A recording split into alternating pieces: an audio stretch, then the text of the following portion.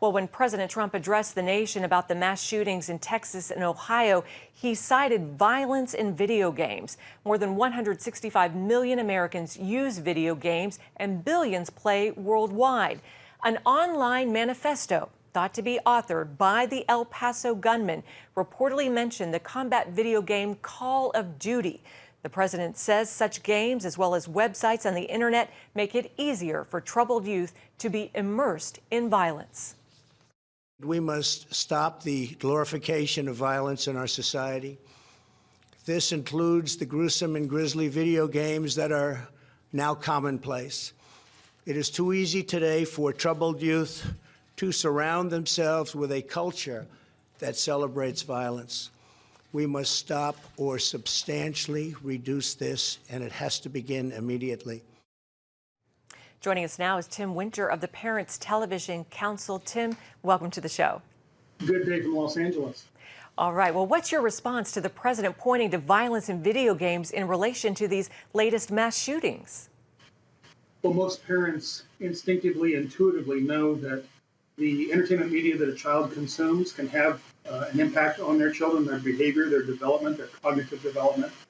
And scientific research backs that up. As a matter of fact, I was just reading some research from Iowa State that showed that a media environment saturated with violence is among the top 3 contributing factors to the mass shootings that we're seeing playing out in real life. Among the top 3 contributing factors. So the president is right. We have to make sure that Hollywood is stepping up and doing its job. Right now, they are marketing some very gruesome, dark, graphic violence, even in child-friendly franchises. So Hollywood is intentionally now marketing to children very graphic, gruesome, dark, violent scenes, sexual violence. And so we do, as a nation, have to stand up and say, thus far and no farther. So disturbing. Well, Tim, you once called ultraviolent video games dress rehearsals for slaughter. Explain what you mean. Yeah, when you go to a movie theater or watch television and you're seeing a violent scene, you're certainly having that impressed on your brain. You're intaking that.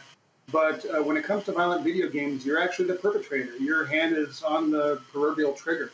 You're instigating the violence. You're getting either points or advancing through the gameplay by successfully slaughtering other human beings.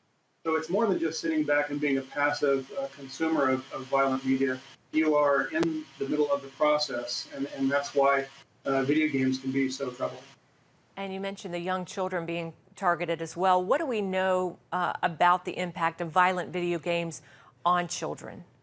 Yeah, this is now almost 70 years of research we have from all forms of violent media, not just video games, but also movies and television as well. But what we do know is that children who consume and participate in violent media are more likely to become aggressive themselves. They see violence as a resolution to their problems.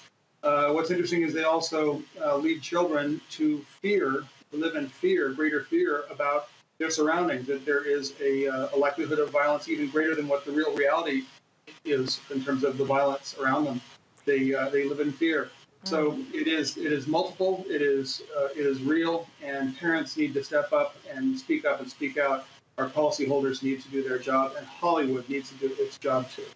Amen to that. Tim Winter, thank you so much for your time. We appreciate it. Nice.